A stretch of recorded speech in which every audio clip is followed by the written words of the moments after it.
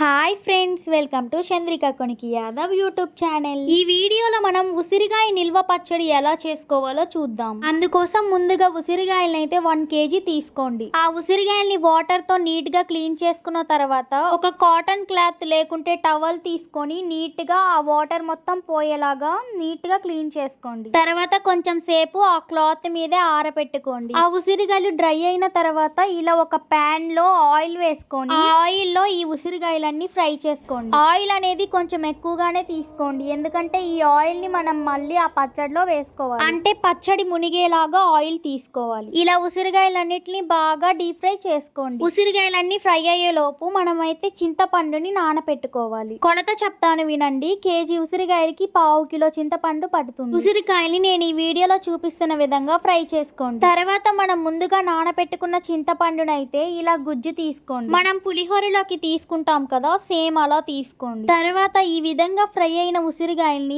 ఒక బౌల్లోకి షిఫ్ట్ చేసుకోండి. ఉసిరికాయల్ని మరీ పచ్చిగా ఉన్నప్పుడు తీయకుండా, మరీ వేగిపోయినప్పుడు తీయకుండా ఇలా ఈ కలర్ లో ఉన్నప్పుడు తీసుకోండి. ఈ విధంగా ఫ్రై అయితే చాలు, చాలా బాగుంటుంది. కొంచెం జాగ్రత్తగా ఫ్రై చేసుకోండి. ఇప్పుడు మళ్ళీ ఒక ప్యాన్ పెట్టుకొని అందులో మనం ఇందాక తీసి పెట్టుకున్న చింతపండు గుజ్జుని వేసి ఫ్రై చేసుకోండి. మనం ఉసిరికాయల్ని ఫ్రై చేసుకున్న నూనెనైతే సపరేట్ గా తీసి పెట్టుకోండి. ఇలా ఈ చింతపండు మిశ్రమాన్ని పచ్చివాసన పోయేంత వరకు కుక్ చేసుకోండి. తర్వాత ఆవాలు మెంతుల్ని డ్రై రోస్ట్ చేసుకొని ఇలా మిక్సీ పట్టుకోండి. చింతపండు మిశ్రమం అయితే మనం పులిహోరలోకి ఎలా అయితే కలుపుకోవడానికి కుక్ చేసుకుంటామో సేమ్ అలానే కుక్ చేసుకోండి. తర్వాత మనం ముందుగా తీసి పెట్టుకున్న ఉసిరికాయల్లో వెల్లుల్లి రెబ్బలు, అలాగే మనం ముందుగా గ్రైండ్ చేసి పెట్టుకున్న ఆవాలు మెంతుల పొడి 1 గ్లాసు, అలాగే కారం కూడా 1 గ్లాస్ వేసుకోండి. అలాగే 1 గ్లాస్ కల్లుప్పు తీసుకొని దాన్ని మిక్సీ జార్ లో వేసుకొని మిక్సీ పట్టుకోండి. మనం కల్లుప్పుని మిక్సీ పట్టుకోగా ఎంతైతే వస్తుందో అంతే క్వాంటిటీని అందులో వేసుకోండి. తర్వాత మనం ముందుగా కుక్ చేసి పెట్టుకున్న చింతపండు గుజ్జుని వేసి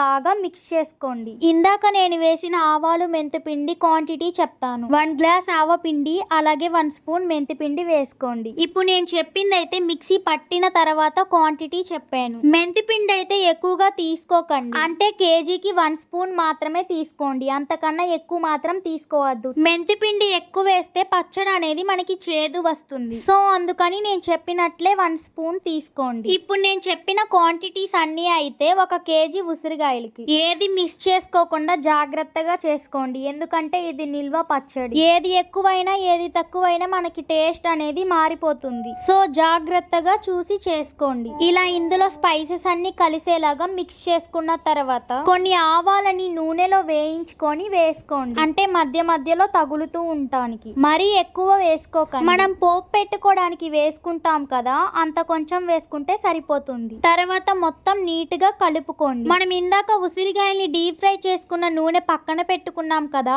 ఆ నూనెను కూడా యాడ్ చేసుకోండి. ఇంకొకటి చెప్పాలి, ఇందులో వెల్లుల్లి అయితే మనం పొట్టు తీసుకొని వేసుకోవాలి. మీ ఇష్టం, మీరు వెల్లుల్లి ఎక్కువ తినే వాళ్ళైతే కొంచెం ఎక్కువగానే వేసుకోండి. మేమైతే ఒక 5 వేసాం, అంతే మనకి ఉసిరికాయ నిల్వ పచ్చడి రెడీ అవ్వింది. ఇప్పుడైతే మనం ఈ పచ్చడిని ప్లాస్టిక్ డబ్బా కానీ లేకుంటే జాడీలు ఉంటాయి కదా, అందులో వారం రోజులు నిల్వ చేసుకుంటే సరిపోతుంది. ఉసిరికాయ ముక్క అయితే మనకి 1 వీక్ లో మాగిపోతుంది. మేమైతే 4 days కే చూపిస్తున్నాము, కానీ మీరు మాత్రం 1 వీక్ అయిన తర్వాత తినండి, టేస్ట్ అయితే చాలా బాగుంటుంది. 1 వీక్ తర్వాత అయితే మనకి స్పైసెస్ అన్ని ఉసిరికాయ ముక్క లోపలికి వెళ్ళి బాగా మాగుతుంది. అంతే, రెడీ. ఎంతో టేస్టీ ఉసిరికాయ నిల్వ పచ్చడి. ఇంత మంచి పికెల్ని నేను మీకు షేర్ చేశాను కదా, అన్ని క్వాంటిటీస్ అన్ని చెప్పి నా ఛానల్ ని సబ్స్క్రైబ్ చేసుకోండి. అలాగే లైక్ షేర్ కూడా చేయండి. నా ఛానల్లో మంచి రెసిపీస్, అలాగే డిజైన్స్, క్రాఫ్ట్స్ ఇలాంటివన్నీ ఉన్నాయి, వెళ్ళి చెక్ చేయండి. లైక్ సబ్స్క్రైబ్ చేయడం మాత్రం మర్చిపోకండి. Thank you for watching.